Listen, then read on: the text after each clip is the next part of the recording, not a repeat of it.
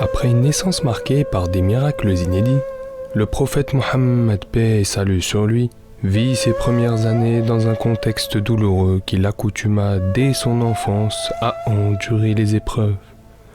Devenu orphelin dès l'âge de 6 ans, il perdit quelques années plus tard ses 2 tuteurs, à savoir son grand-père et par la suite son oncle paternel.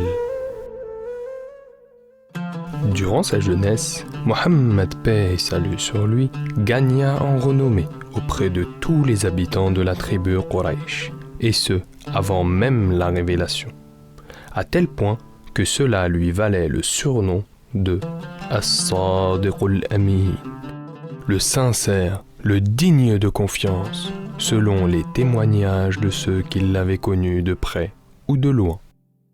D'abord, Khadija, une commerçante opulente et considérée de la Mecque, qui lui confia la gestion de son commerce en raison de son honnêteté et sa sincérité incontestable. Son intégrité et son habileté dans le commerce ont d'ailleurs permis à Khadija de fructifier ses bénéfices. Éblouie par le noble caractère du jeune commerçant, elle s'offrit à lui en mariage en tenant les propos suivants. « Je t'aime pour ta droiture, pour la beauté de ton caractère et pour la véracité de tes paroles. » À ce moment-là, le prophète avait l'âge de 25 ans.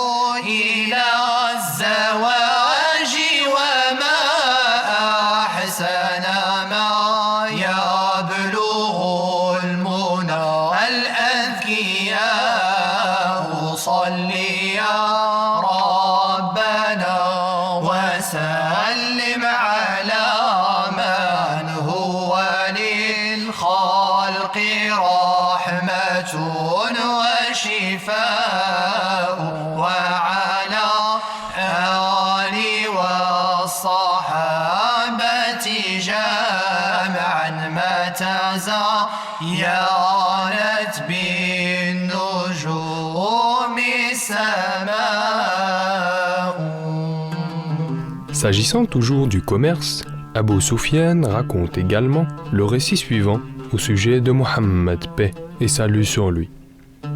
Après le retour de mon voyage au Yémen, où je suis parti faire du commerce, les gens venaient me rendre visite pour me réclamer leurs marchandises jusqu'à ce que vint Mohammed.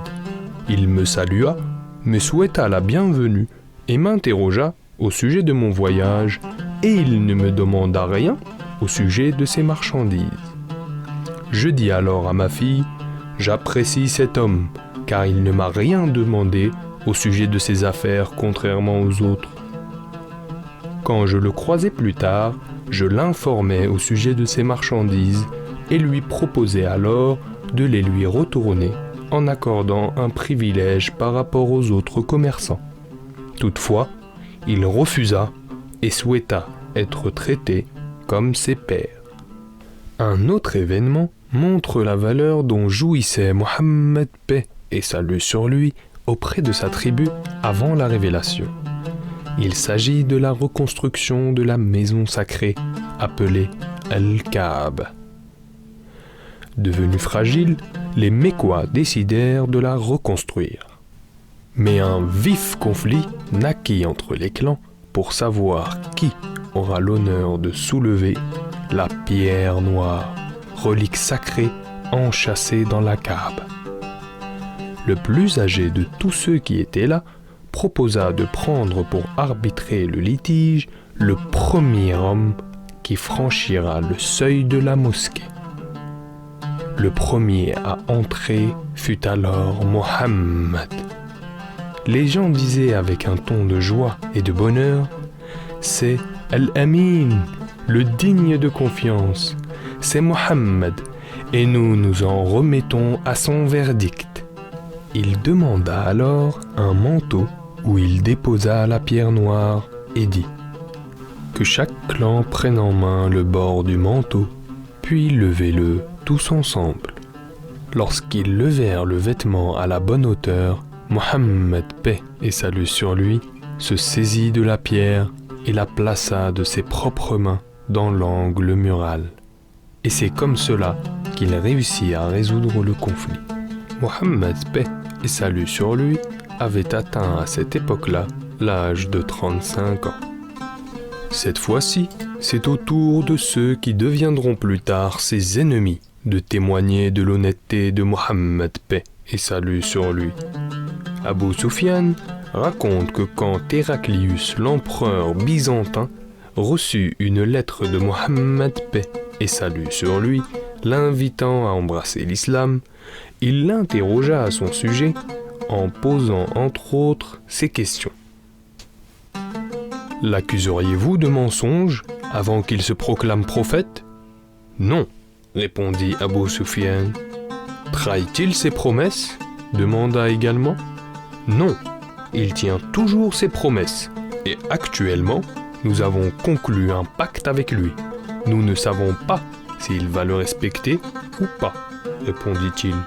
Abu Sufyan disait en substance « C'est la seule chose que je pouvais inclure dans mes réponses pour le discréditer potentiellement. » Par ailleurs, Abu Jahl, un de ses farouches adversaires, lui dit un jour « Ô Mohammed, je n'affirme pas que tu es menteur, mais je n'aime pas la religion que tu as apportée. » Ses ennemis les plus hostiles durent donc reconnaître et attester du plus profond de leur cœur et de leur conscience la véracité du message qu'apportait Mohammed, paix et salut sur lui, le sincère, le digne de confiance.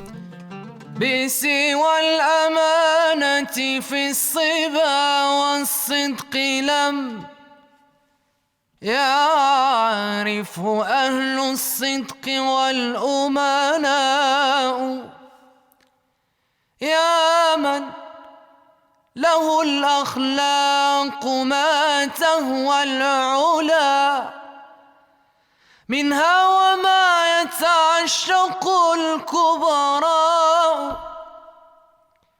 لو لم تقم دينا لقامت وحدها دينا تضيء بنوره الآناء زانتك في الخلق العظيم شمائل